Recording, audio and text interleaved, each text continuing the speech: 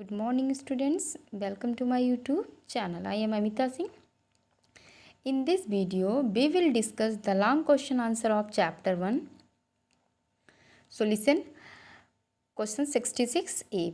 What is meant by kharif crops? Give two example of kharif crops. यानी खरीफ crop क्या है उसके दो एग्जाम्पल बताइए.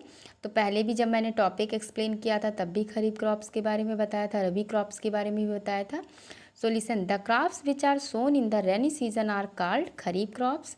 Sowing for kharif crops start in June, July at the beginning of southwest monsoon and harvested at the end of monsoon season during September.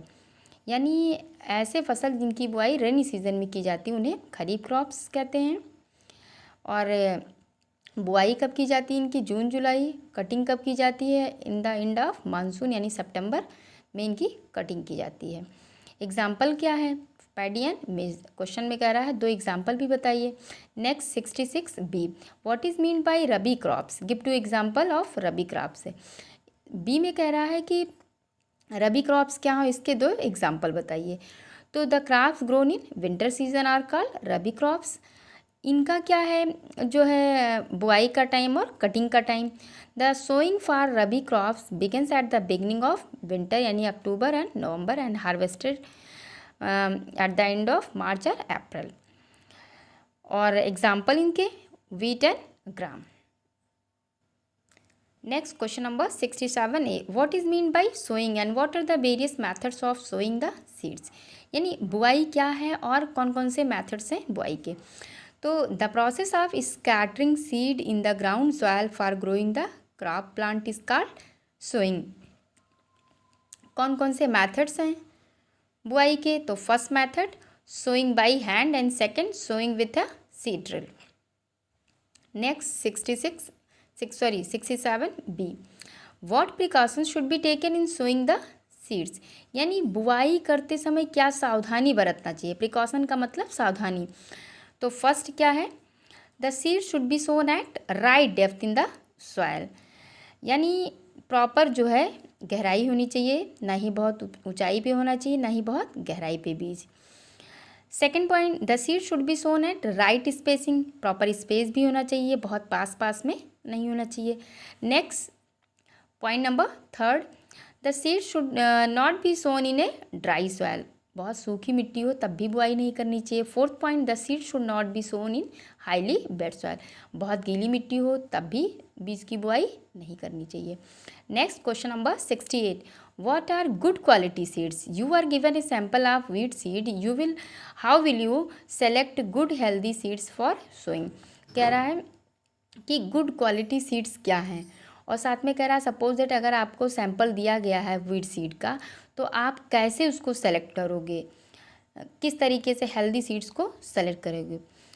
Firstly good quality seeds are clean and healthy seeds free from infection and disease. तो पहले part का ये answer हो गया जहाँ आपसे पूछ रहा what are good quality seeds. यानी गुड क्वालिटी सीड्स क्या होते हैं? Clean and healthy seeds free from infection and disease. ना उसमें कोई इन्फेक्शन होगा ना ही कोई बीमारी. अब नेक्स्ट आ रहा है कि कैसे हम सेलेक्ट करेंगे, यानी how to select the good quality seeds. Put all the seeds in a bucket containing water and stir well. Most of the seeds will settle down at the bottom, whereas some seeds will float on the top. The seeds which sink at the bottom of the bucket are the healthy seeds. On the other hand, that seed which float on the water are damaged seed. यानी bucket में जो है पानी थोड़ा सा लेंगे और उसमें सीड्स को डाल देंगे. उसके बाद स्टेयर कर देंगे, घुमा देंगे. घुमाने के बाद ये देखेंगे कि हेल्दी सीड जो हैं वो settle down on the bottom and damage seed float on the water surface. इसका मतलब कि जो हेल्दी सीड्स हैं वो बॉटम में सेटल डाउन होने का मतलब they are heavier, that's why they settle down on the bottom. और जो डैमेज सीड हैं they are lighter, that's why they float on the water surface. इस तरीके से बीजों को सेलेक्ट करेंगे. इस एक्टिविटी में बताया गया है. 69a. What is the process of transplantation in agriculture and give example of two crops which are usually grown by this process. In transplantation process क्या है और इसके दो क्रॉप्स बताइए कि जिसकी बुआई इस प्रोसेस से हो. तो process of transferring the seedling from nursery to main field by hand is called transplantation. मैंने इस प्रोसेस में बताया था कि बीजों की बुआई डायरेक्टली जो है मेन फील्ड में नहीं करते हैं, स्मॉल फील्ड में करते हैं, जिन्हें हम क्या बोलते हैं, नर्सरी। जब वहाँ छोटे छोटे प्लांट्स की ग्रोथ हो जाती है फिर उसको हम मेन फील्ड में शिफ्ट कर देते हैं by their hand. That process called the transplantation. 2 examples आपको बताने हैं 2 क्रॉप्स के, तो paddy and tomato. Next 69 b, state 2 advantage of the process of transplantation. यानी ट्रांसप्लांटेशन प्रोसेस के थ्रू जब हम बुआई करते हैं उससे लाभ क्या है। 2 एडवांटेज राइट करने। First, the process of transplantation enable us to select only better and healthy seedling for the cultivation of crops. यानी फर्स्ट पॉइंट में कह रहा है कि ट्रांसप्लांटेशन के थ्रू हम केवल हेल्दी जो है सीडलिंग को सेलेक्ट करते हैं, बाकी जो डैमेज सीडलिंग्स हैं उनको वहीं छोड़ देते हैं। Second point, the process of transplantation allows better penetration of the roots of in the soil. और इस प्रोसेस के थ्रू जब हम जो है टीनी प्लांट्स को मेन फील्ड में शिफ्ट करते हैं, बेटर पेनिट्रेशन का मतलब जो है मिट्टी लूज़ होती है, और जब मिट्टी लूज़ होगी तो ईजिली से आसानी से वो टीनी प्लांट जो है एंट्री करेंगे, यानी that's why written here better penetration.